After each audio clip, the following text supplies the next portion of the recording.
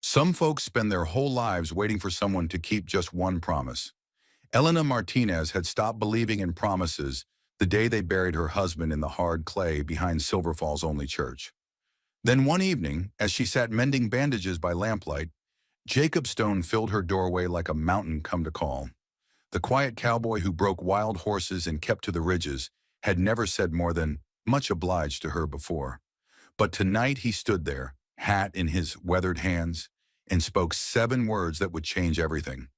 "I'll build you a home, and you'll give me a family." Most women would have laughed at such bold talk from a stranger, but something in his steady gray eyes told Elena this wasn't just talk. What would drive a man to offer everything to a woman who thought she had nothing left to give? Before we jump back in, tell us where you're tuning in from. And if this story touches you, make sure you're subscribed because we've got something extra special coming your way. The morning sun cast long shadows across Silver Falls' dusty main street. Elena Martinez stepped out of her clinic behind Murphy's Saloon, her worn boots crunching on parched earth that hadn't seen proper rain in 2 seasons. The town bore the scars of drought and hardship, peeling paint, sagging porches, and the hollow-eyed look of folks who'd learned not to hope too much. Her clinic occupied what had once been a storage room, barely large enough for 2 cots and a table where she kept her medicines. Elena touched the simple gold band on her finger, a habit she'd never broken in the 3 years since Miguel died. She'd been 24 when she married, full of plans for the family they'd build together. The fever that took him had nearly claimed her too, leaving her barren and alone. "Morning, Elena." Rosa Chen emerged from the saloon's back door, carrying steaming coffee. The Chinese woman had arrived in Silver Fall 5 years ago, with enough gold to buy Murphy's establishment outright. "We had an unusual visitor asking after you last night." Elena's stomach tightened. "Who?" "Jacob Stone." Everyone knew of Jacob Stone, the giant who lived in the high country, breaking horses that other men couldn't touch. He'd drift into town maybe twice a year for supplies, speaking only when spoken to. "What did he want?" "Didn't say. Just asked when you'd be working, then left quiet as he came." Rosa studied Elena's face. That man's got something on his mind. Before Elena could respond, a commotion erupted from the general store. Old Pete was arguing with a well-dressed stranger, whose clean clothes marked him as surely as if he'd worn a sign. "Drought's got this whole territory by the throat," the stranger was saying. "Smart folks are selling while they still can." "Ain't interested, mister," Pete replied stubbornly. "Samuel Garrett's the name, and I represent interests that could turn this dying town into something prosperous." Elena exchanged glances with Rosa. They'd both seen his type before, men who arrived with smooth words and hidden intentions. By midday, the heat had driven most folks indoors. Elena was organizing her medicine bottles when heavy boots sounded on the wooden steps outside. The door opened, and Jacob Stone had to duck his head to enter. In daylight, he seemed even larger. His shoulders filled the doorframe, and he moved with the careful control of a man aware of his own strength. His dark hair was held back by a leather thong, and his face bore the deep tan of someone who spent days under the open sky. "Ma'am," his voice was deep with a slight rasp. "Hope I'm not disturbing your work." "Not at all." Elena set down her bottle. "Are you hurt?" He shook his head, gray eyes never leaving her face. "Came to apologize for last night. Speaking out of turn like that." "You spoke plainly. Some might call it refreshing." "Been thinking about what you said, about having nothing to give." "It's the truth. I'm barren, Mr. Stone." The fever saw to that. "Family isn't just blood." He reached into his shirt pocket and pulled out something small. It was a wooden horse, no bigger than her thumb, carved with intricate detail. The mane flowed like captured wind, and the eyes held a spark of life that seemed impossible in mere wood. "Made this while I was thinking on your words." Elena stared at the tiny sculpture. "It's beautiful. My pa taught me to work with wood, said a man's hands should create as well as labor." His thumb traced the horse's mane. "I've been making these for years, dozens of them, maybe hundreds, telling myself someday I'd have a child to give them to." The ache in his voice made her chest tight. "Maybe family is what we make it," he continued. "Maybe it's about 2 people choosing to stand together against whatever comes." "You don't know me," she whispered. I know you stay up all night with the sick, taking no payment but gratitude. I know you've got gentle hands and a strong heart. His voice grew softer. I know you wear your wedding ring like armor. Her hand moved instinctively to cover the gold band. I'm not asking you to forget your husband. I'm just asking you to consider that maybe we both deserve something better than being alone. Where would you build this home? She heard herself ask. There's a place up on Eagles Ridge, about 5 miles north of town. Good water, timber for building. His eyes held hers. Been waiting for the right reason to start. He extended the wooden horse toward her. This is yours, whatever you decide. Elena hesitated, then reached out to take the tiny carving. Their fingers brushed, and she felt calluses earned by honest work. Thank you, she managed. Jacob nodded and settled his hat back on his head. I'll be starting on that house come morning, Mrs. Martinez.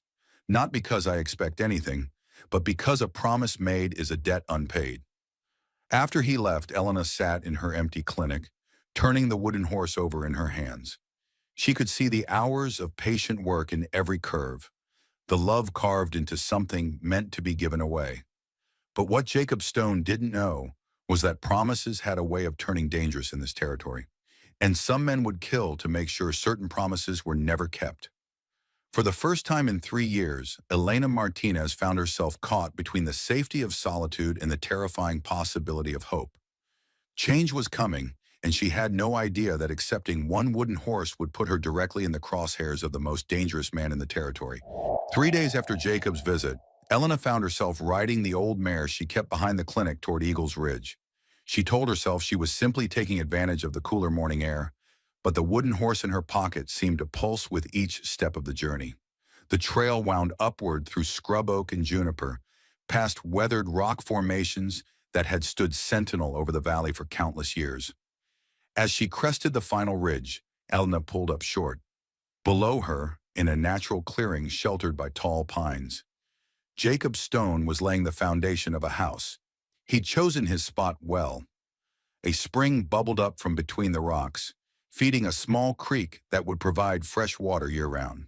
The clearing faced east to catch the morning sun, while the surrounding trees would offer shade during the brutal afternoon heat. It was the kind of place that spoke of home in ways that had nothing to do with walls and roofs. Jacob looked up from his work, sweat gleaming on his broad shoulders. He'd stripped down to his undershirt and work pants, revealing arms corded with muscle from years of handling wild horses.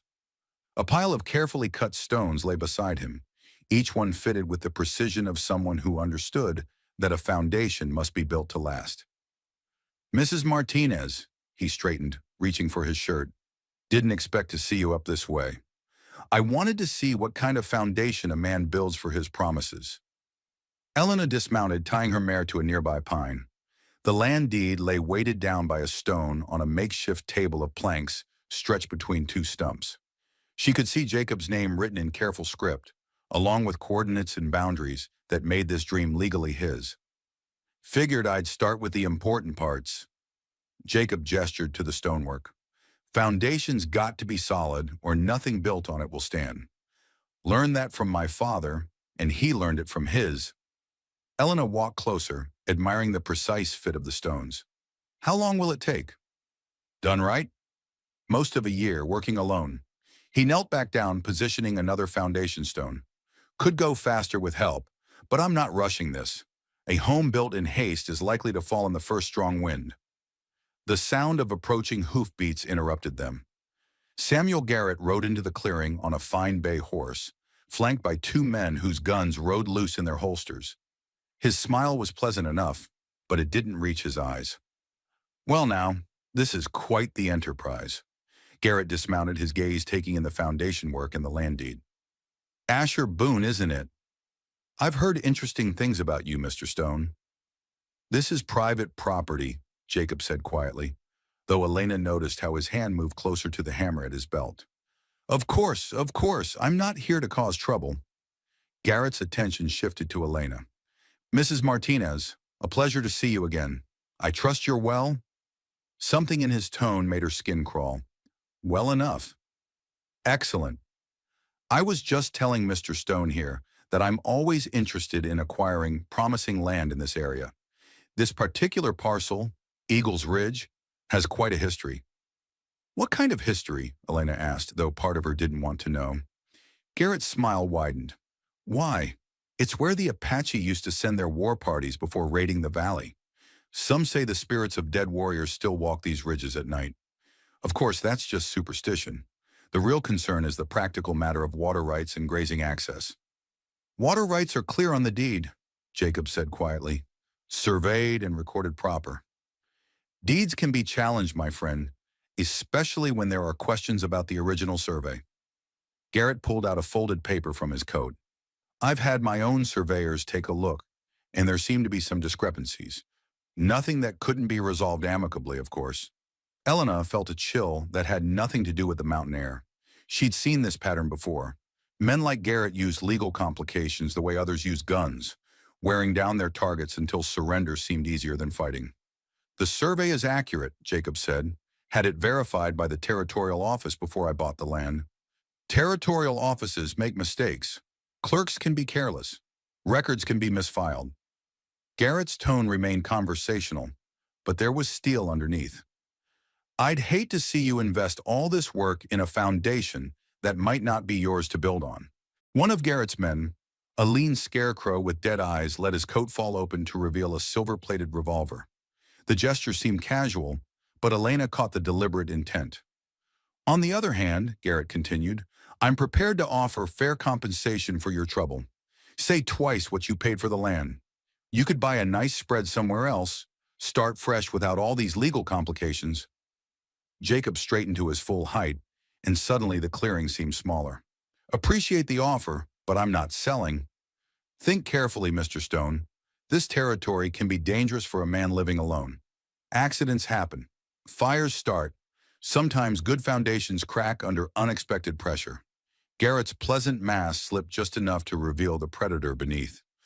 I'd hate for something unfortunate to befall such impressive work.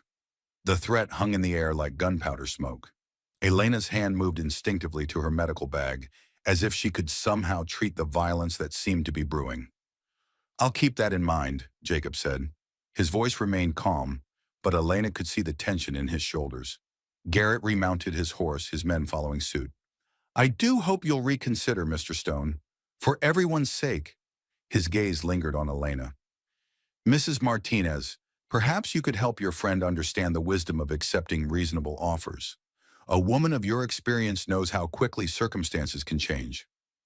After they rode away, the clearing felt violated somehow, as if Garrett's presence had poisoned the air. Jacob stood motionless for a long moment, staring at the half-built foundation. He'll be back, Elena said quietly. I know. Jacob picked up his hammer, testing its weight. Men like him don't take no for an answer the first time. Then why not sell? Find another place. Start over somewhere safer. Jacob turned to face her, and she saw something in his eyes she hadn't expected. A deep, old pain that had nothing to do with Samuel Garrett's threats. Because I spent too many years running from men like him. Because some things are worth fighting for, even if the odds are long. He gestured to the foundation stones.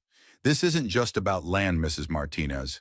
It's about proving that decent folks can still make a stand in this world. Elena looked at the land deed weighted down against the mountain wind.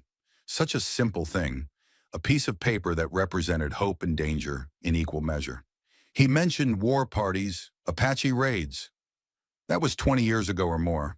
The Apache have been peaceful for a decade, settled on the reservation down south. Garrett's just trying to spook us with old stories. Jacob knelt back down to his work. Besides, any warrior ghosts on this mountain have probably seen enough violence. Might be they'd welcome the sound of a family being built instead of another battle being fought. The sun climbed higher, and Elena found herself staying longer than she'd planned. She watched Jacob work, noting the careful way he fitted each stone, the patience he brought to every detail. This wasn't the rushed construction of a man trying to prove something. It was the deliberate craft of someone building for generations. When she finally mounted her mare to return to town, Jacob stood and touched the brim of his hat. Thank you for coming, Mrs. Martinez. Means more than you might think, having someone witness the beginning. As she rode back down the mountain trail, Elena carried with her the image of those foundation stones, solid, perfectly fitted, built to last. But she also carried the memory of Samuel Garrett's cold smile and the promise of trouble yet to come. The wooden horse in her pocket seemed heavier now, weighted with the knowledge that accepting Jacob's gift meant accepting the danger that came with it. Some promises, she was learning, required more courage to keep than others. But as she looked back one last time at the clearing, where Jacob continued his patient work, Elena realized something had shifted inside her. For the first time in 3 years, she was looking forward to tomorrow, not just surviving it, but actually anticipating what it might bring. The foundation of more than just a house was being laid on Eagle's Ridge, and despite the dangers that circled like vultures, Elena Martinez found herself wanting to be part of whatever was being built there. The weeks that followed fell into a rhythm as steady as the sound of Jacob's hammer echoing down from Eagle's Ridge. Each morning, Elena would tend to her patients in the clinic, her worn leather medical bag a constant companion as she moved through the town's daily struggles. Each evening, she would find herself looking north toward the mountain, wondering about the progress of walls and dreams being built stone by stone. Her medical bag had been Miguel's wedding gift to her, good leather that had aged to a rich brown, with compartments for bottles and instruments, herbs and bandages. She'd carried it through the fever epidemic that took her husband, through the border skirmishes when wounded soldiers filled every available space, through countless nights of birth and death and healing. It had become part of her identity as much as the wedding ring on her finger. "You're distracted," Rosa observed one afternoon, watching Elena reorganize her medical supplies for the third time. "That bag's been sorted more times than a gambler's deck this week." "I'm being thorough," Elena said, not looking up from the bottles of laudanum and carbolic acid she was arranging. "Organization saves lives." "Uh-huh." Rosa poured herself a cup of coffee from the pot she kept warm on the small stove. "And it has nothing to do with a certain cowboy who's been bringing you wildflowers every few days." Elena's hands stilled. It was true. Jacob had taken to leaving small bouquets by her clinic door. Mountain lupine, Indian paintbrush, wild roses that somehow survived in the harsh landscape. Never with a note, never with fanfare, just quiet gifts that brightened her austere workspace. "He's being kind," Elena said finally. "Nothing more." "Honey, I've been watching men for more years than I care to count. That's not kindness. That's courting. The slow, patient kind that means he's serious about his intentions." Before Elena could respond, commotion erupted from the street outside. Through her window, she could see a crowd gathering around Tucker, Samuel Garrett's lean gunman. He was nailing something to the post outside the general store. "What's he doing?" Rosa moved to peer over Elena's shoulder. Tucker stepped back, revealing a legal notice printed on official paper. Even from a distance, the words "Survey Dispute" and "Territorial Court" were clearly visible. "He's making it official," Elena breathed. "Garrett's challenging Jacob's deed." They hurried outside, joining the cluster of townspeople reading the notice. The legal language was dense and intimidating, but the meaning was clear. Samuel Garrett was claiming prior rights to the land on Eagle's Ridge, based on what he alleged were errors in the original territorial survey. "That's a load of bull," muttered Pete from the general store. "That land's been available for purchase for 5 years. If Garrett had a claim, why wait until now?" Tucker's dead eyes fixed on the old man. "Mr. Garrett don't appreciate having his legal rights questioned by folks who ain't qualified to understand such matters." "I understand claim jumping when I see it," Pete shot back, his weathered face flushed with anger. Tucker's hand moved to his gun butt, a casual gesture that sent most of the crowd stepping backward. Only Pete held his ground, trembling with righteous fury, but refusing to retreat. "That's enough." Elena stepped between them, her medical bag clutched in both hands.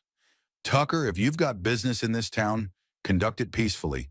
Pete, there's no sense in getting shot over legal papers." Tucker studied her with those flat, emotionless eyes.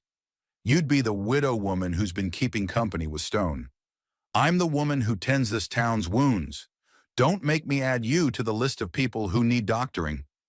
Something flickered in Tucker's expression. Not fear, but a cold calculation. "Might want to be careful about the company you keep, lady. Some associations ain't healthy in these parts." After Tucker rode away, the crowd dispersed with the nervous energy of people who'd seen trouble coming but couldn't do anything to stop it. Elena remained by the notice, reading it more carefully. The legal language was designed to confuse, but the timeline was clear. Garrett was demanding a new survey, claiming the territorial records were fraudulent, and asking the court to void Jacob's deed pending resolution. How long does something like this take? Rosa asked, reading over her shoulder. Months, maybe longer, and that's if it ever gets heard. Elena folded the notice, her mind racing. Garrett doesn't need to win in court. He just needs to tie Jacob up in legal proceedings long enough to make him give up. What will you tell him? Elena looked up toward Eagle's Ridge, where she could just make out the distant smoke from Jacob's cooking fire. The truth. And then I suppose we'll see what kind of man he really is when the pressure's on. The ride up the mountain felt longer than usual, weighted by the legal notice in her saddlebag. She found Jacob working on the frame of what would become the house's main room. The walls were taking shape, solid timber construction with careful joints that spoke of skill passed down through generations. He'd made remarkable progress for a man working alone. Mrs. Martinez, he set down his saw and wiped sweat from his forehead. Didn't expect you today. We need to talk. She dismounted and pulled out the folded notice. Garrett made his move. Jacob read the document in silence, his expression growing darker with each paragraph. When he finished, he folded it carefully and handed it back to her. Well, he said quietly, figured it was coming. That's all? That's your response? Elena couldn't keep the frustration out of her voice. He's trying to steal your land through legal trickery, and you're just going to accept it? I'm going to fight it, but I'm not going to pretend this changes anything. Jacob gestured to the half-built house. This foundation is solid. These walls are straight and true. Whatever Garrett does with his lawyers and his paperwork doesn't change the fact that this place is meant to be a home. But if you lose, then I'll have spent a year building something beautiful instead of sitting on my hands worrying about what might happen. His gray eyes met hers. Mrs. Martinez, I've learned that you can't live your life based on other people's threats. Sometimes you just have to do what's right and trust that things will work out. Elena stared at him. This man who faced legal ruin with the same calm determination he brought to fitting timber joints. Most people would be furious or scared. Oh, I'm both of those things. But fury and fear don't build houses or win court cases. Jacob picked up a piece of lumber, running his hands along its surface to check for flaws. My father used to say that a man's character shows clearest when the storm clouds gather. Anyone can be brave when the sun's shining. What if Garrett doesn't limit himself to legal challenges? Tucker made it clear they're willing to use other methods. Then we'll deal with that when it comes. But I won't let the threat of violence stop me from building something good. He looked at her, and she saw something vulnerable in his expression. Unless you think I should. If being associated with me puts you in danger. I didn't say that. You didn't have to. It's written all over your face. Jacob set down the lumber and faced her fully. I meant what I said about building you a home, Mrs. Martinez. But I won't hold you to anything that might bring you harm. If you want to step back, protect yourself. Stop. The word came out sharper than she intended. Elena took a breath, trying to organize thoughts that seemed as scattered as leaves in a dust devil. I'm not afraid of Samuel Garrett or his hired guns. I've lived through worse than him. Then what is it? Elena looked at the house taking shape around them, at the careful craftsmanship that spoke of love and hope and permanence. I'm afraid of believing this is real. I'm afraid of letting myself want something this much again. The honesty of her words surprised her. She'd meant to discuss legal strategies and safety precautions, not bare her soul to this quiet giant who built dreams from timber and stone. One is dangerous, Jacob agreed, moving closer. She could smell the clean scent of pine sap and honest sweat. Makes you vulnerable, but it also makes you alive. I've been dead inside for a long time, Mrs. Martinez, working with my hands, keeping to myself, telling myself that was enough. Then I saw you in that clinic, working yourself to the bone for people who couldn't pay you properly, and I remembered what it felt like to want something worth fighting for. His words hit her like a physical blow, so raw and honest that she had to look away. Miguel used to say things like that, about fighting for what mattered. What happened to him, if you don't mind my asking? Border fever, the kind that burns through a person in 3 days. leaving nothing but emptiness behind. Elena's hand moved to her medical bag as if the familiar weight could anchor her. I tried everything. Herbs, poultices, prayers. Nothing worked.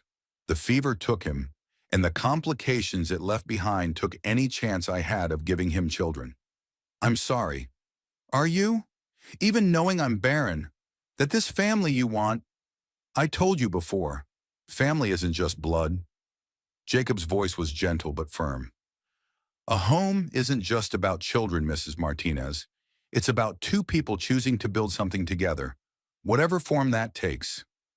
The mountain wind stirred the pines around them, carrying the scent of wood smoke and wild roses. Elena found herself imagining what this place might look like when the house was finished. Windows glowing with warm light, a garden growing beside the creek. The sound of laughter carried on the evening breeze. It was a dangerous dream, made more dangerous by how desperately she wanted it to be real. That evening, as storm clouds gathered over the mountains, Jacob told Elena about his father's hammer. They sat on the porch he'd just finished framing, sharing coffee and watching lightning flicker in the distance. My grandfather brought this hammer west after the war, Jacob said, holding the worn tool in his calloused hands. Carried it through 3 territories before settling in Colorado. Built his first cabin with it, and his second when the first one burned down. My father inherited it when he was 16, and I got it when I turned 21.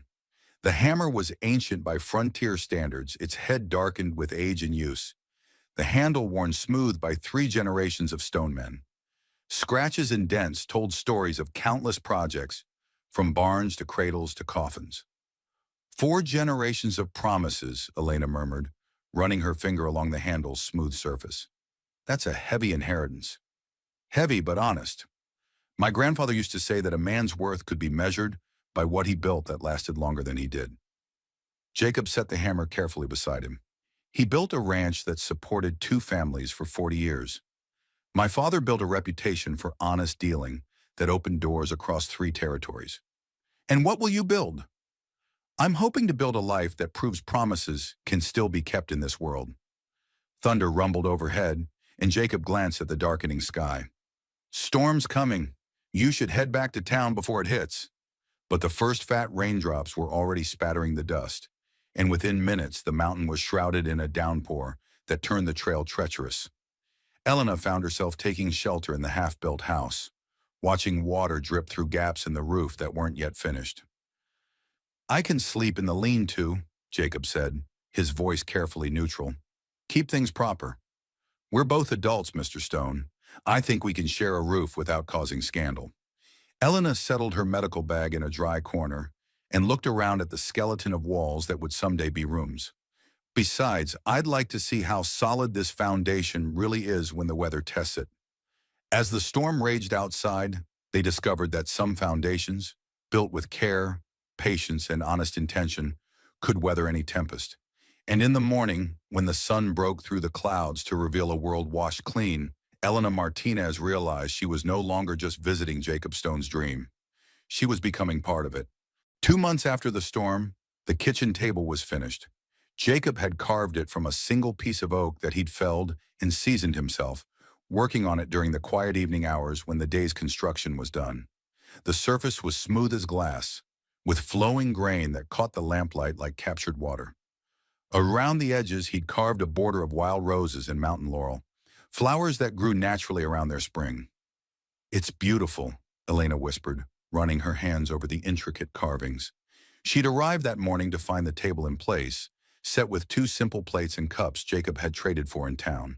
A small bouquet of actual wild roses sat in a mason jar at the center, their fragrance mixing with the scent of fresh pine from the nearly completed walls. Figured we should have somewhere proper to share meals, Jacob said, his voice carrying a note of shy pride. Table's the heart of any home, place where families gather, where important conversations happen. The house had taken shape around them, like a prayer made manifest in wood and stone. The walls were up now, with windows that framed views of the valley below and the peaks beyond. The roof was tight against weather, and Jacob had even managed to install a proper floor, wide planks that felt solid beneath their feet. It was still rough in places, lacking the finishing touches that would make it truly complete, but it felt like a home. "When will you move in?" Elena asked, settling into one of the two chairs he'd crafted to match the table. "Soon. Maybe next week, if the weather holds." Jacob poured coffee from a pot that had been warming by the fire. "Been looking forward to sleeping under a roof I built myself." They'd fallen into this routine over the weeks, sharing breakfast at the table while discussing the day's plans. Elena helping with small tasks that didn't require a carpenter's skill, both of them carefully dancing around the growing intimacy that threatened to overwhelm their careful boundaries. "Garrett's been quiet lately," Elena observed, though she couldn't keep the worry from her voice. "Too quiet. Tucker was in town yesterday asking questions about water rights and mineral claims. Rosa said he spent 2 hours at the territorial office going through old records." Jacob's expression darkened. "He's building a case, gathering ammunition for whatever legal challenge comes next." Elena had heard whispers in town, stories of mysterious accidents befalling people who crossed Samuel Garrett, of fires and floods and misfortunes that seemed to strike his enemies with suspicious regularity. "Maybe you should hire a lawyer, someone who understands territorial law better than we do." "With what money? Everything I had went into buying this land and building this house." Jacob gestured around them at the solid walls, the careful craftsmanship evident in every detail. "I'm a carpenter and a horsebreaker, Mrs. Martinez. I don't have the kind of resources it takes to fight a man like Garrett in court." The reality of their situation settled over them like a heavy blanket. Garrett had money, influence, and the kind of ruthless determination that wore down opposition through sheer persistence. They had only their conviction that right should triumph over might, a conviction that seemed increasingly naive as the days passed. "Then we'll fight him another way," Elena said quietly. "How?" "By refusing to be intimidated, by building the life we want despite his threats, by proving that decent people can still make a stand in this world." She used his own words back to him, seeing them land with quiet impact. A slow smile spread across Jacob's weathered features. "You're starting to sound like someone who believes in this place." "I'm starting to believe in a lot of things I thought I'd given up on." The admission surprised her with its honesty. She'd been fighting her growing attachment to both the house and its builder, but sitting at this table in the morning light, she found her defenses crumbling. Such is the possibility that some promises really can be kept, that a man might actually build what he says he'll build. Elena's fingers traced the carved roses along the table's edge. "Such is the idea that I might be brave enough to accept what you're offering." Jacob's coffee cup stopped halfway to his lips. "Are you saying—" "I'm saying I'd like to try, if you're still willing to take the risk of building a family with a barren widow who comes with more problems than solutions." Elena. Her name seemed to catch in his throat, as if speaking it aloud made everything more real. "I've been hoping to hear those words for months." "Then maybe it's time we stop pretending this is just about building a house." Before Jacob could respond, the sound of approaching riders broke the morning stillness. Through the window, they could see dust rising from the trail. Too much dust for a single horse, too early in the day for casual visitors. "Stay inside," Jacob said, moving to where his rifle leaned against the wall. But Elena was already reaching for her medical bag. In her experience, groups of riders arriving at speed usually meant someone was hurt. She followed Jacob onto the porch, squinting against the morning sun to make out the approaching figures. It was Pete from the general store, riding hard with two other men Elena recognized from town. Even at a distance, she could see blood on Pete's shirt and the way he swayed in his saddle. "What happened?" Jacob called out as they pulled up in the yard. "Garrett's men," Pete gasped, sliding down from his horse with obvious pain. "Came to the store this morning, said I owed back taxes on my property. When I showed them my receipts, they said the territorial office had made errors, that I needed to pay again or face seizure." Elena was already examining the gash across Pete's forehead. "This needs stitching." "What did you do to get hurt?" "Told them to go to hell," Pete said with grim satisfaction. "Tucker didn't much like that answer. Used his gun butt to improve my manners." "Same thing happened to the Morrison widow," one of the other riders said, "and the Chen family that runs the laundry. All of a sudden, everybody's property taxes are in question." Jacob's face had gone hard as granite. "He's expanding his operation, using the legal system as a weapon against anyone who might side with us." "It's working," Pete admitted, wincing as Elena cleaned his wound. Half the folks in town are talking about selling out rather than fight. They can't afford lawyers and they're scared of what happens if they resist. As Elena worked on Pete's injury, she listened to the men discuss Garrett's escalating campaign. He was being methodical, targeting the most vulnerable members of the community first: widows, elderly settlers, families with questionable titles to their land. Each victory made him stronger and his remaining opponents weaker. "We need to organize," Jacob said. "Pool our resources, hire legal representation, fight back as a group rather than as individuals." "With what money?" Pete's voice was bitter. "Most of us are barely scraping by as it is. Garrett knows that, which is why he's pushing now." "Then we fight without lawyers. Territorial law is clear about property rights and due process. If we document everything, keep careful records." "You're talking about taking on a man who has the territorial governor in his pocket," one of the writers interrupted. "Garrett doesn't just have money. He has connections, influence, the kind of power that makes law meaningless." The conversation continued around the kitchen table as Elena finished treating Pete's wound, but she could hear the defeat creeping into their voices. Good people, worn down by circumstances beyond their control, facing an enemy with resources they couldn't match. After the men left, she and Jacob sat in heavy silence. The morning's promise had been shattered by the reality of their situation. Garrett wasn't just threatening their individual dreams. He was dismantling the entire community piece by piece. "Maybe I should sell," Jacob said finally. "Take his offer, use the money to start over somewhere else. At least that way, the rest of you wouldn't be caught in the crossfire." "Is that what you want?" Elena's voice was steady, but her heart was pounding. "What I want doesn't matter if keeping it destroys innocent people. It matters to me." She reached across the table, covering his hand with hers. "This morning I told you I was ready to try building something together. That offer wasn't conditional on everything being easy."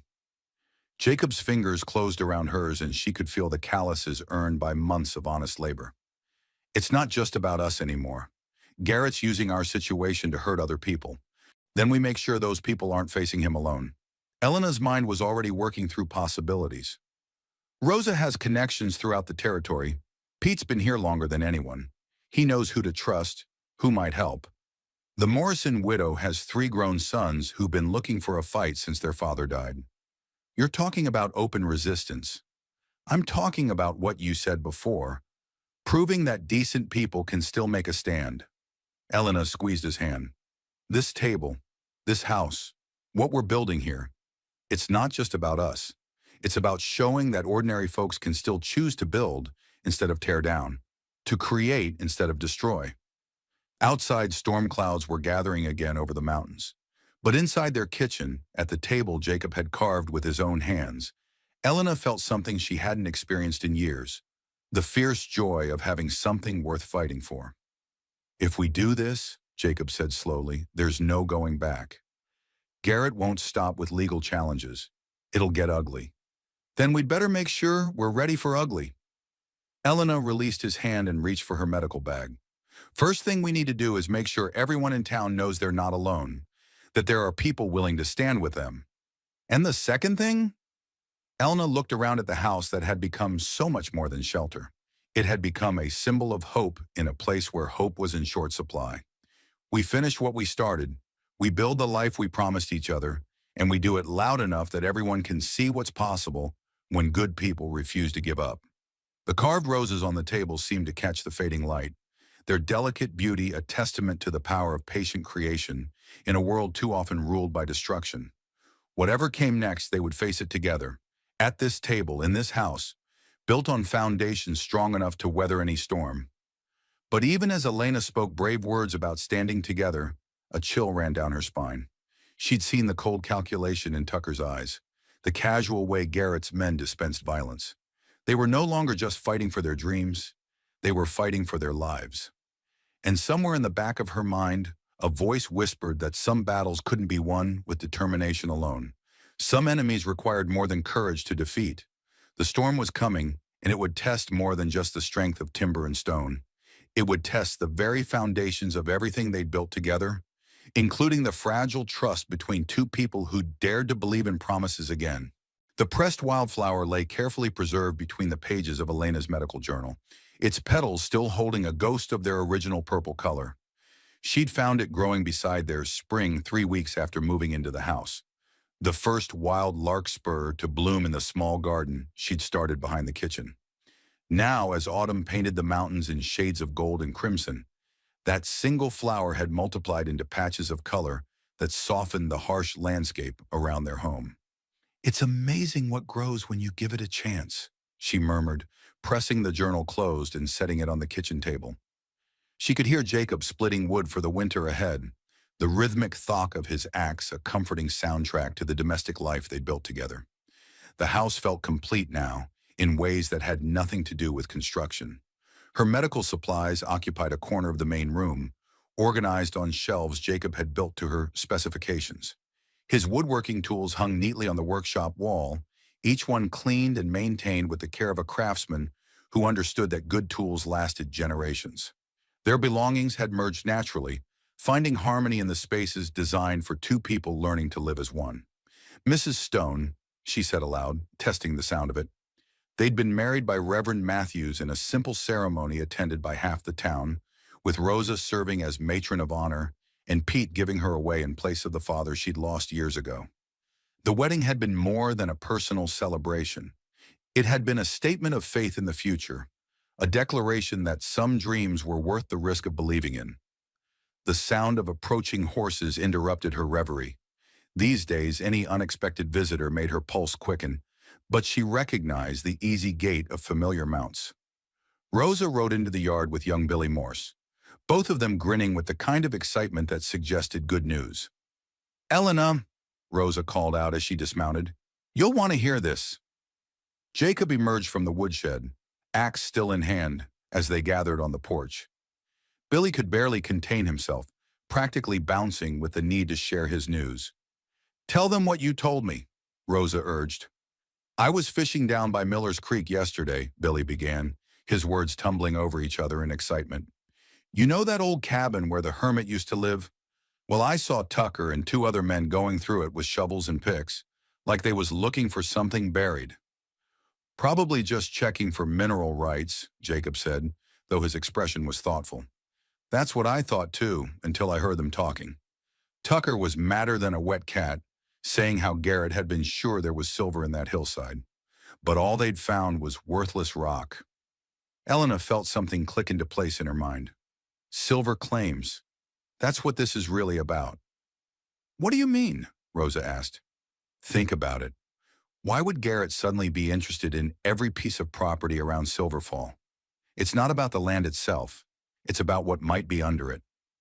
Elena's voice grew stronger as the pieces fell together. "He's been buying up claims based on some geological survey or mining report that suggests silver deposits in this area." Jacob set down his axe, his expression darkening. "Which means he doesn't just want our land for its own sake. He needs it to complete some larger plan." "But if there's no silver," Billy said, confusion evident in his young voice, "why keep pushing?" "Because he's already invested too much to back down now," Rosa answered grimly. "Men like Garrett don't admit they've made mistakes. They double down, hoping to recoup their losses." That evening, as they sat by the fire discussing the implications of Billy's discovery, Elena found herself studying her husband's profile. The months of uncertainty had etched new lines around his eyes, but they'd also revealed a core of strength she was still learning to trust. "What are you thinking?" Jacob asked, noticing her scrutiny. "I'm thinking about that flower," she said, touching the journal where the pressed larkspur lay hidden. "How it grew in ground that seemed too harsh to support anything beautiful. And I'm thinking that maybe we've been approaching this all wrong." Jacob turned to face her fully. "What do you mean?" "Instead of just trying to protect what we have, maybe we should be planting seeds for what comes next." Elena's voice gathered confidence as the idea took shape. "Garrett's counting on us being isolated, fighting separate battles he can defeat one by one. But what if we weren't separate? What if we were connected? You're talking about organizing the whole territory. I'm talking about proving that decent people can build something worth protecting, not just individual homes, but a real community where families can grow, and children can learn, and neighbors look out for each other." Rosa leaned forward, her eyes bright with interest. What would that look like? A school for starters? Rosa, you've got enough gold to hire a real teacher, and there are plenty of children in this territory who've never seen the inside of a classroom. Elena's voice grew stronger as the vision crystallized. A church where people can gather for more than just funerals. Maybe even a proper doctor's office where folks don't have to risk their lives traveling 3 days for medical care. That's a lot of building, Jacob observed. You said yourself that a man's worth is measured by what he builds that lasts longer than he does. Well, what lasts longer than community? What's stronger than people who've chosen to stand together? Billy had been listening with the intensity of youth, discovering that adults sometimes had ideas worth hearing. My pa always said this territory could be something special if folks just worked together instead of fighting each other. Your pa was right, Jacob said quietly. Question is, are we brave enough to try? That night, as they lay in their bed listening to the mountain wind in the pines, Elena felt the pressed flower's presence in her journal like a talisman of hope. Such a small thing, a single bloom in hostile ground, but it had proven that life could flourish where it seemed impossible. Jacob, when you said you'd build me a home, did you know it would turn into this? His arm tightened around her. I knew it would be an adventure. Didn't know it would be a revolution. Are you sorry? Sorry for finding the love of my life. Sorry for discovering that a quiet widow has the heart of a warrior. His chuckle rumbled through his chest. The only thing I'm sorry about is that it took me so long to find you. Outside their window, the first snow of the season began to fall, dusting the garden where wildflowers had proven that beauty could grow in the most unlikely places. Tomorrow would bring new challenges, new battles to fight in their war against those who would tear down rather than build up. But tonight, in the house built with his hands and filled with her dreams, they had each other in the beginning of something larger than themselves. Something worth fighting for, something that might just be strong enough to last. The faded photograph fell from Jacob's coat pocket as Elena was hanging it by the fire to dry after his return from town. The image was cracked and yellowed with age, but she could clearly make out two young men standing beside a mining camp, their arms around each other's shoulders like brothers. One was unmistakably Jacob, perhaps 15 years younger, his face unmarked by the weathering of hard years. The other was Samuel Garrett. What is this? Elena asked when Jacob returned from tending the horses. The blood drained from his face when he saw what she held. For a long moment, he stood frozen in the doorway, his gray eyes reflecting a pain so deep it made her chest ache. Where did you find that? It fell from your coat. Elena's voice was steady, but her mind was racing. Jacob, who is this man with you? He closed the door carefully, hung up his hat with deliberate precision, and sat heavily at their kitchen table. The photograph lay between them like an accusation. That's Samuel Garrett, he said finally, taken about 16 years ago at a silver mine in Colorado. You knew him before all this. I knew him. Jacob's voice was barely above a whisper. We were partners, business partners, and I thought friends. The revelation hit like a physical blow. Everything about their situation suddenly looked different, viewed through the lens of this hidden connection. Partners in what? The mine, the celestial star claim up near Leadville. We'd found a rich vein of silver ore, worked it for 2 years, made more money than either of us had ever dreamed of. Jacob's hands clenched into fists on the table. I was married then, to my Sarah. We had a little house near the mine, and she was expecting our first child. What happened? Garrett got greedy, started cutting corners on safety, pushing the miners harder, ignoring structural problems in the deeper shafts. I tried to talk to him, told him we were making enough money to do things right, but he wanted more. Jacob's voice grew harder. Said I was soft, that Sarah had made me weak. Elna could see where this was leading, and her heart began to race. The mine collapsed, part of it. The section where the Chinese workers were digging, Garrett said they were expendable, that their lives were worth less than white men's. I tried to stop him from sending them down that shaft, but he overruled me. Jacob's hands trembled slightly. 12 men died that day, crushed under tons of rock because my partner decided their safety wasn't worth the cost of proper timber supports. And Sarah was visiting the mine that day. bringing lunch to the workers the way she always did. She believed in treating people decently, no matter what color their skin was. Tears gathered in Jacob's eyes. The collapse triggered a cave-in in the main shaft. Sarah and three other women were trapped. The horror of it settled over Elena like a shroud. You couldn't save them. By the time we dug them out, it was too late. Sarah was alive when we found her, but barely. She lived long enough to... His voice cracked. She died in my arms, along with our unborn child. I'm so sorry. Garrett didn't even attend the funeral, sold his share of the mine, and disappeared with the money while I was still burying my wife. Jacob picked up the photograph, staring at the image of his younger, more trusting self.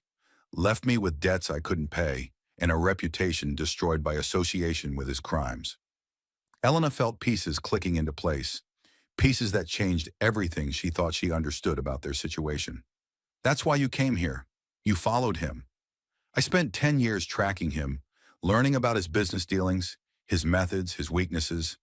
He's been doing this for years, using legal manipulation and intimidation to steal property from people who can't fight back. Jacob's voice grew cold. The man who destroyed my life has built his fortune on destroying others. And you chose this land specifically to draw him out. The mineral survey report suggested silver deposits throughout this area. I knew if I settled here, started building something permanent, it would get his attention eventually. Jacob looked at her with haunted eyes. I've been planning this confrontation for a decade, Elena. Everything I've done since coming to Silverfall has been leading up to it. The words hit her like separate physical blows. Everything. Their meeting, his proposal, the house, their marriage, all of it had been part of some elaborate plan for revenge. Including me? No! The word came out sharp, desperate. You were never part of the plan. I came here intending to face Garrett alone, to make him pay for what he did to Sarah and those miners. But then I met you and you decided I'd make good bait. Elena's voice was bitter as the taste in her mouth. A way to make him believe you were really settling down, really vulnerable. That's not true, isn't it? Think about it from his perspective. A lone man building a house might be a threat, but a man building a home for his wife? That's someone with something to lose. Someone who can be threatened and intimidated and eventually broken. Jacob reached across the table toward her, but she pulled away. The betrayal was so complete, so devastating, that she couldn't bear his touch. I love you, he said desperately. Whatever else you believe, believe that. I love you more than I ever loved Sarah, more than I thought possible after losing her. Do you? Or do you love the idea of me? The grieving widow who fits so perfectly into your plan for revenge? Elena, please. How long were you going to wait before telling me the truth? Until after Garrett was dead? Until after you'd used our marriage to destroy him, the way he destroyed your first family? She stood abruptly, the chair scraping against the wooden floor. Or were you planning never to tell me at all? I was going to tell you everything after it was over. After Garrett couldn't hurt anyone else. After you'd gotten what you wanted, you mean? Elena moved toward her medical bag, her movements sharp and mechanical. Well, congratulations, Jacob. Your plan worked perfectly. You've made yourself vulnerable enough to draw him in, and you've given him the perfect target to use against you. Where are you going? Back to town, back to my clinic, back to my real life instead of this fantasy you built around your need for revenge. She shouldered her bag, avoiding his eyes. You wanted to use me as bait? Fine, but I won't stay here and wait for the trap to spring. Elena, if you leave now, what? You'll lose your advantage? Your cover will be blown? She turned back to face him, and the pain in her eyes was terrible to see. I spent 3 years learning to live without believing in promises, Jacob. You made me believe again. Made me think that maybe finally someone was offering me something real. But this was never real, was it? It was just another lie in service of your greater truth. Our marriage is real. What we've built together is real. What we've built is a house on a foundation of lies, and houses like that don't last, no matter how carefully they're constructed. She left him sitting at the kitchen table with the photograph and the wreckage of everything they'd built together. The pressed wildflower in her medical journal seemed to mock her now. Such foolish hope, Such naive belief that beautiful things could grow in harsh ground. Some flowers, she realized as she rode down the mountain trail in the gathering dusk, were never meant to bloom. Some promises were too heavy for the soil they were planted in. And some men carried so much pain that they could only build with broken pieces, even when they thought they were creating something whole. Behind her, the house stood dark against the mountain sky, no longer a home, but a monument to the difference between love and need, between choice and manipulation. Tomorrow would bring consequences for this revelation. Garrett would sense weakness and press his advantage. The community would suffer for Jacob's deception, and she would have to learn once again how to live without the dream of belonging somewhere. But tonight, she just rode toward town and tried not to think about the man she'd left behind, sitting alone in a house built for two people who might never find their way back to each other. The Iron Bell arrived on a freight wagon 3 days after Elena left, its bronze surface gleaming despite the dust of travel. Jacob had ordered it months ago from a foundry in Denver, intending it as a surprise for their first Christmas together. Now it served a different purpose entirely. He mounted it on a tall post beside the house, rigging a rope system that would allow the bell to be heard for miles in every direction. 1 ring for medical emergency, 2 for fire, 3 for danger requiring immediate assistance. "You planning to signal the whole territory?" Rosa asked, watching him test the mechanism. She'd ridden up that morning with supplies and news from town, her face grave with concern. "Something like that." Jacob adjusted the rope tension, listening to the bell's clear tone echo off the mountain peaks. "How is she?" "Hurt, angry, working herself to death, tending every scraped knee and sniffling nose in Silverfall." Rosa's voice carried a note of reproach. "You really made a mess of things, didn't you?" "I know." "Do you? Because from where I sit, it looks like you traded the best thing that ever happened to you for the chance to settle an old score." Jacob set down his tools and faced her directly. "Garrett killed my wife and 12 innocent men. He's built his fortune on the misery of others, and he won't stop until someone stops him. I think you should have trusted Elena enough to tell her the truth from the beginning." Rosa's eyes flashed with anger. "That woman has survived things that would break most men. She could have handled your past, but she can't handle being lied to." The words stung because they were true. Jacob had spent so many years planning his confrontation with Garrett that he'd forgotten how to be honest about anything else. "It's too late now," he said quietly. "Is it? Have you actually tried talking to her?" "She won't see me, won't even read the letters I've sent." Jacob looked down toward Silverfall. "Maybe that's for the best. Garrett's planning something big. The longer she stays away from me, the safer she'll be." "You think he'll come here?" "I know he will. Tucker's been watching the house for days. Garrett's done playing games. He wants this land, and he's ready to take it by force." Before Jacob could respond, the sound of approaching riders interrupted them. Pete rode into the yard with the Morrison boys and half a dozen other men from town, all armed and looking grim. "Heard you might be expecting trouble," Pete said without preamble. "Figured you could use some company." "This isn't your fight," Jacob began, but Pete cut him off. "Like hell it isn't. Garrett's men burned out the Chen family last night. We're tired of being picked off one by one. Time to make a stand." One by one, the other men voiced their agreement. These weren't professional fighters. They were farmers and shopkeepers who decided that some things were worth the risk of standing up for. "What's the plan?" asked Tom Morrison. Jacob looked around at the faces of his neighbors. "Garrett will come at night, probably with a dozen men or more. He'll try to burn us out, make it look like an accident. Then we'll be ready for him." Pete checked his rifle. "This house built to withstand a siege?" "Built to last," Jacob confirmed. "Stone foundation, thick walls, multiple firing positions, and the bell can summon help from 20 miles away if we need it." "What about Elena?" Rosa asked quietly. The thought had been haunting Jacob for days. Garrett was ruthless enough to target innocent people to get what he wanted.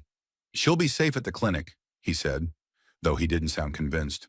Before anyone could answer, young Billy Morse came racing up the trail on his horse, his face flushed with exertion and fear. "They got her," he gasped, sliding down from his saddle. "Garrett's men took Mrs. Elena right out of her clinic. Tucker said to tell you, if you want her back alive, you'll meet them at the old mining camp by Miller's Creek. Sunset. Come alone, or she dies." The words hit Jacob like physical blows. Everything he'd feared had happened anyway. Garrett had found the one thing that could force him to abandon all strategy. "It's a trap," Pete said unnecessarily. "Of course it's a trap." Jacob was already moving toward his rifle. "But I can't leave her with him." "You go to that mining camp alone. You're both dead," Tom Morrison pointed out. "Then what do you suggest?" Rosa stepped forward, her expression thoughtful. "Who says you have to go alone?" Garrett's expecting Jacob to show up desperate and alone. "What if we give him something different?" "What do you mean?" "I mean we make him think he's won, then show him how wrong he is." Rosa's smile was sharp as a blade. "That bell of yours carries a long way, doesn't it?" Jacob felt hope stir in his chest. Far enough to reach the territorial marshal's office in Silverton. Elena was right about building community. Maybe it's time to see if what we've built is strong enough to fight back. As the sun began its descent toward the western peaks, they finalized their plans. It was desperate, risky, and dependent on precise timing. But it was also the first time in 10 years that Jacob felt like he was fighting for something larger than his own pain. The old mining camp at Miller's Creek looked like a monument to broken dreams in the dying light. Abandoned shacks leaned against each other for support, their windows dark and empty. Jacob approached on foot, his hands visible and empty, playing the role of a desperate man. "You're late." Samuel Garrett emerged from the largest shack, his appearance as immaculate as always. His smile held the cold satisfaction of a man who believed he'd finally won. "Where is she?" Jacob kept his voice steady. "Safe for now, though I must say, she has quite the tongue on her." Garrett's amusement was genuine. "She's remarkable, really. I can see why you chose her for your little charade." "This isn't about her." "Isn't it? Come now, Jacob. Did you really think I wouldn't recognize the pattern?" Garrett stepped closer. "You always were predictable, even back in Colorado." Tucker appeared in the doorway behind Garrett, his dead eyes scanning the surrounding rocks. Two more gunmen flanked the building, their weapons ready. "I came alone, like you asked," Jacob said. "Now let her go." "In due time. First, we need to settle our accounts." Garrett pulled out a folded document. "Deed transfer. Sign it, and your wife goes free." "And if I sign, what guarantee do I have that you'll keep your word?" Garrett's laugh was genuinely amused. "The same guarantee I gave those Chinese miners in Colorado. The same promise I made to your first wife." His expression hardened. "None at all." The casual admission ignited a rage that threatened to overwhelm all strategic thinking. "You killed her deliberately. I killed her economically. Structural supports cost money. Your wife's bleeding heart was bad for business." Garrett began walking in a slow circle around Jacob. "Sentiment like that is poison in a mining operation." "Where is she?" Jacob asked again. "Sign the deed first." "Let me see her first." Garrett nodded to Tucker. The gunman disappeared into the shack and emerged moments later, half dragging Elena between him and another man. Even in the fading light, Jacob could see the bruises on her face and the defiant set of her shoulders. "Let her go," Jacob called out. "I'm fine," Elena replied, her voice carrying clearly across the camp. "Don't give him anything. Whatever he's promised, he's lying. You have 30 seconds to sign, or Tucker will demonstrate what happens to women who don't know their place." "All right," Jacob said, reaching for the document. "But I want to tell her something first." Jacob raised his voice, projecting it toward the shack. "The bell is ready. 3 rings, just like we planned." Elena's eyes widened with understanding. "Thank you," she called back. Garrett was growing impatient. "Enough sentiment. Sign the paper." Jacob took the pen, bending over the makeshift table. "There's just one problem with your plan," he said, straightening without signing. "Which is, you assumed I came here to save her, but she never needed saving. We came here to finish this." The first ring of the iron bell echoed across the mountains, its clear tone cutting through the evening air. Before the echoes faded, it rang again, and again. 3 rings. Garrett's expression shifted from satisfaction to alarm as the sound of approaching horses began to filter through the darkness.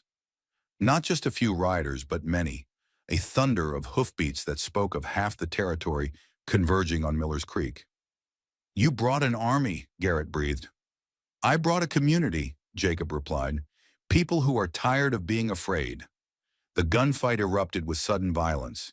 Hidden riflemen opened fire from carefully chosen positions, their shots coordinated and deadly.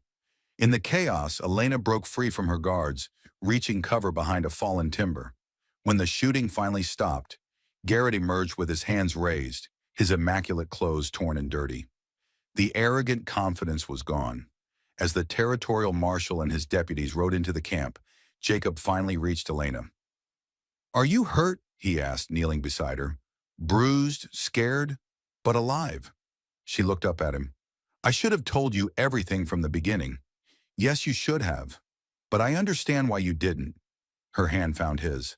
"I was so angry about the deception that I couldn't see past it to the pain underneath." Before Jacob could respond, she reached into her coat and pulled out something wrapped in soft cloth. "I brought this for you," she said, revealing a simple wooden ring. "I carved it myself from a piece of our kitchen table." "Marriage isn't about perfect honesty from the beginning," she continued. "It's about choosing to be honest going forward." Jacob took the ring with trembling hands. "Are you saying—" "I'm saying I want to try again. Really try this time, with all the truth between us." As Jacob slipped the wooden ring onto his finger, he felt the weight of 16 years of pain finally begin to lift. The past couldn't be changed, but the future was still theirs to build together. Tonight, surrounded by friends under a sky full of stars, they had each other and the promise of something better than either had dared to hope for alone. Spring came early to Eagles Ridge that year, as if the mountain itself was celebrating the end of winter and the promise of new growth. Elena stood in the doorway of their rebuilt kitchen, watching Jacob carve toys for the 3 children who now called their house home. Jenny, orphaned when fever took her parents. Michael, whose family had died in a wagon accident, and little Tom, found wandering the territory after Apache raiders destroyed his settlement. The small wooden horse he was finishing would join the dozens of others that filled a special chest in the children's room. Each toy was unique, carved with the patient love of a man who'd finally found the family he'd been meant to create. Not the family of blood he'd once imagined, but something richer and more complex, a chosen family built on love rather than obligation. "Papa Jacob," Jenny called from the kitchen table where she was practicing her letters. At 7, she was the eldest of their children, and she'd appointed herself teacher and protector of the younger ones. "Can you help me with this word?" Jacob set down his carving and moved to look over her shoulder. "That's community, little one. It means people who choose to take care of each other." "Like us?" "Exactly like us." The house had been rebuilt after a kitchen fire the previous fall. Not Garrett's doing, but a simple accident that could have been devastating if not for the community they'd helped create. Within hours of the bell's urgent summons, neighbors had arrived with water, tools, and helping hands. The damage was repaired within a week, and the new kitchen was even better than the original. That fire had taught them something important about the difference between a house and a home. The building could burn, but what they'd created together, the love, the trust, the network of relationships that connected them to every family in the territory, that was fireproof. "Mrs. Stone," Michael said, using the formal address he preferred, despite their invitations to call them Mama and Papa. At 5, he was still working through the trauma of losing his birth family, but he'd made remarkable progress. "When will the new baby get here?" Elena's hand moved instinctively to her still flat stomach. The pregnancy had been a shock. The doctor in Silverton said that sometimes women who thought they were barren could conceive after years of trying, especially if their bodies had time to heal from old injuries. She and Jacob had cried together when they learned the news, overwhelmed by this unexpected gift. "Not for months yet," she told Michael, "but when the baby comes, we'll need your help taking care of him or her." "Or them," little Tom added solemnly. "Could be twins. Mrs. Henderson had twins." Jacob caught Elena's eye over the children's heads, his expression mixing joy with wonder. At 42, he'd never expected to experience the anticipation of his own child's birth. At 36, she'd given up hope of ever carrying a baby to term. Now they found themselves planning for a future that included both their chosen children and the biological child growing beneath her heart. "Speaking of babies," Elena said, "I need to check on the Morrison family. Mary's due any day now, and first babies can be unpredictable. The medical practice had grown along with the community. Elena now had a proper clinic in town, complete with modern equipment, purchased with fees from grateful patients who could finally afford to pay for quality care. But she still made house calls, still carried her old leather bag, still treated anyone who needed help regardless of their ability to pay. Take the children with you, Jacob suggested. They could use the exercise, and Jenny's been wanting to practice her midwifery skills. It had become their routine, involving the children in the work of community, teaching them that helping others wasn't just charity, but the foundation of civilization itself. Jenny had proven particularly gifted at medical work, her small hands gentle with patients and her mind quick to understand treatments. Michael showed aptitude for carpentry, spending hours with Jacob learning to join wood and build things that would last. Even little Tom, despite his age, had developed an uncanny ability to calm frightened animals and injured people. As they prepared to leave for town, Elena caught sight of herself in the mirror Jacob had hung by the front door. The woman looking back was different from the one who'd first accepted a wooden horse from a quiet giant. Her face was fuller, softened by happiness and the early glow of pregnancy. Her hands were still strong and capable, but they carried hope now instead of just competence. The gold wedding ring still circled her finger, but it had been joined by the wooden band she'd carved to match Jacob's. The two rings together told the story of her journey from loss to love, from solitude to family, from surviving to thriving. "Ready, Mama Elena?" Jenny asked, shouldering the small medical bag Jacob had made for her. "Ready." The ride to town took them past the cemetery where Miguel Martinez lay, buried beneath a simple stone marker. Elena still stopped there sometimes, not from grief, but from gratitude. Her first husband had taught her about love's possibilities. Her second had shown her love's endurance. Both gifts were part of who she'd become. "Will you tell us the story?" Michael asked as they rode. "About how Papa Jacob promised to build you a home?" It had become the children's favorite tale, the story of two lonely people who'd found each other in the wilderness and built something beautiful from broken pieces. Elena never tired of telling it, never tired of seeing their faces light up when she reached the part about the wooden horse and the promise that changed everything. "It started on a night when the rain was falling," she began, her voice carrying the cadence of a storyteller who'd found her perfect audience. "In a little clinic behind a saloon where a tired nurse was mending bandages and had stopped believing in promises. As they rode toward town, the iron bell caught the morning sunlight, its bronze surface gleaming like a beacon of hope. 3 rings for danger, but also 1 ring for celebration, 2 for gathering, 4 for welcome. It had become the voice of their community, calling people together for work and worship, for crisis and joy. Behind them, the house on Eagle's Ridge stood solid against the mountain sky, its windows bright with reflected sun, smoke rising from the chimney where breakfast had been cooked and love had been shared. It was exactly what Jacob had promised to build. Not just a shelter, but a home. Not just a place to live, but a foundation for generations. And around that foundation, they'd built something even more precious than either had dared to imagine. A family created by choice, strengthened by trial, and blessed with the kind of love that transforms everything it touches. The wooden toy horse in Jacob's workshop would be finished that evening, ready to join its brothers and sisters in the chest that held the dreams of children who'd learned that families could be built as surely as houses, one careful piece at a time. And when their own baby arrived, he or she would find a household full of love, a community ready to help, and parents who understood that the greatest promises were the ones that took a lifetime to keep.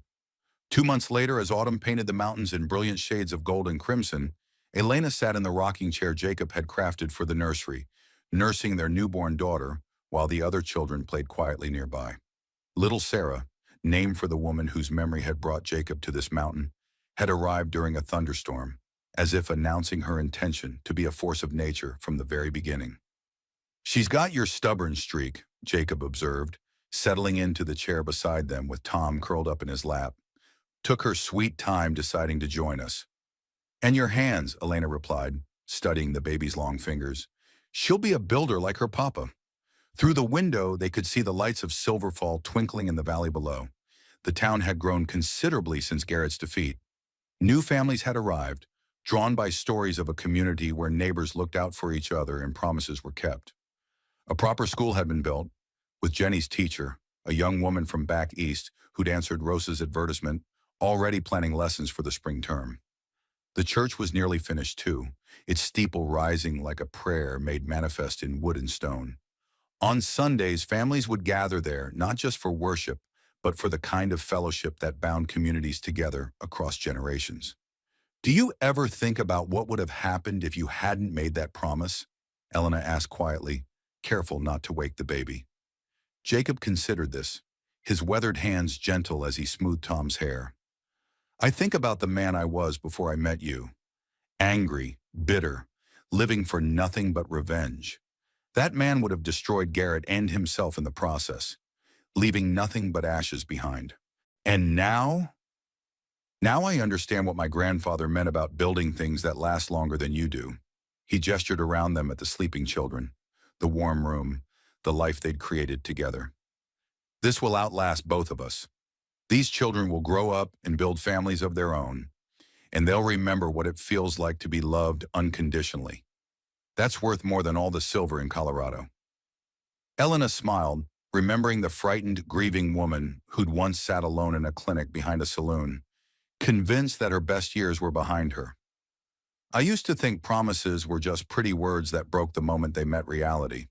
Some are, Jacob agreed, but the ones built on truth, sealed with honest work, and kept through stubborn determination, those are the promises that change the world. Outside, snow began to fall, the first real storm of winter. But inside their home, surrounded by the laughter of children and warmed by the fire Jacob had built with his own hands, Elena felt nothing but contentment. The wooden horse that had started it all sat on the mantelpiece now, a reminder of the moment when two broken people had decided to trust in something bigger than their pain. Some folks spend their whole lives waiting for someone to keep just one promise. Elena and Jacob Stone had learned that the secret wasn't in the waiting, but in the choosing. To build, to love, to stand together against whatever storms might come. And in that choosing, they'd found something worth more than silver or gold. A home built on foundations strong enough to last forever. The baby stirred in her arms, opening eyes that were already showing hints of her father's steady gray. Elena touched the wooden ring on her finger, the symbol of promises remade and trust rebuilt, and smiled. Tomorrow would bring new challenges, new chances to prove that love could overcome any obstacle. But tonight, in this house filled with chosen family and unexpected blessings, they had everything they'd ever truly needed. Each other, and the unshakable knowledge that some promises really were worth keeping, no matter how long it took to fulfill them. 20 years later, Jenny Stone stood in the same doorway where her adoptive mother had once watched Jacob carve toys for orphan children. Now a skilled doctor in her own right, she watched her own children play in the garden, where wildflowers had once proven that beautiful things could grow in the harshest ground. The house on Eagles Ridge had weathered 2 decades of mountain storms, becoming a landmark that travelers used to navigate the territory. Its solid stone foundation and careful timber construction had outlasted 3 territorial governors, 2 economic panics, and countless smaller crises that might have broken a structure built on anything less than love and stubborn determination. Elena's medical journal sat open on the kitchen table, its pages filled with 20 years of births, deaths, and healings. The pressed wildflower from that first spring was still there, faded but intact. A reminder that some things endure not because they're strong, but because they're treasured. Beside it lay the wooden horse that had started it all, its surface polished smooth by the hands of 4 children who'd grown up knowing they were wanted, chosen, and loved without condition. The iron bell still stood on its post, though it rang now more often for celebrations than emergencies. Weddings, births, harvest festivals, and the simple joy of neighbors gathering to help each other through whatever life brought their way. The community that Elena and Jacob had helped build had become something neither could have imagined in those early days when they were just 2 broken people trying to trust in promises again. Michael had become the territory's finest carpenter, his buildings known throughout 3 states for their craftsmanship and integrity. Tom had grown into a gentle giant like his adoptive father, spending his days working with horses and his evenings carving toys for a new generation of children. And little Sarah, no longer little at 16, showed every sign of inheriting her parents' gift for bringing people together, organizing community events with the same patient skill Jacob brought to building houses. Rose's saloon had become the unofficial town hall, where important decisions were made over honest whiskey and fair poker games. Pete's general store was now run by his grandson, who'd inherited both the old man's stubborn integrity and his talent for knowing exactly what people needed before they asked for it. The Morrison boys had built their own ranches, their children playing in the same schoolyard where their fathers had once learned to read. But perhaps the greatest testament to Elena and Jacob's legacy was something that couldn't be seen or touched: the knowledge that promises could be kept, that families could be built by choice rather than accident, and that ordinary people working together could create something extraordinary. The wooden ring Elena had carved still circled Jacob's finger, though his hands were more weathered now, marked by decades of honest labor. Her own rings, the gold band from her first marriage and the wooden band from her second, had become symbols of a truth she'd learned slowly: that the heart was big enough to hold multiple loves without diminishing any of them. As evening settled over the mountains, painting the sky in shades of rose and gold, Elena stood beside her husband on the porch they'd built together. 4 children had become 8 grandchildren, and the house that had once seemed too large for 2 lonely people now burst with the comfortable chaos of a family that kept growing through love rather than blood. "Any regrets?" Jacob asked, his arm warm around her shoulders as they watched their youngest grandson attempt to carve his first wooden horse under Tom's patient guidance. Elena smiled, thinking of all the broken pieces that had somehow been transformed into something beautiful. "Only that it took us so long to find each other. Maybe we needed those years to become the people who could keep the promises we made." The first stars appeared in the darkening sky, and somewhere in the valley below, the bells of Silver Falls Church began to chime the hour. The sound carried clearly in the mountain air, a reminder that some promises echo across generations, calling people together long after the voices that first spoke them have been silenced. Some folks spend their whole lives waiting for someone to keep just one promise. Elena and Jacob Stone had learned that the greatest promises weren't the ones you received, but the ones you chose to keep, to love, to build, to stand together against whatever storms might come. And in that choosing, they discovered that home was never a place you found, but something you built, one careful stone at a time, with your own hands and the help of people who believed that some things were worth the risk of hoping for. The wooden horse on the mantelpiece caught the firelight, and for just a moment it seemed to move, not with life, but with the memory of all the love that had gone into its creation. A promise made, a promise kept, and a legacy that would endure long after the last echo of the iron bell faded into silence.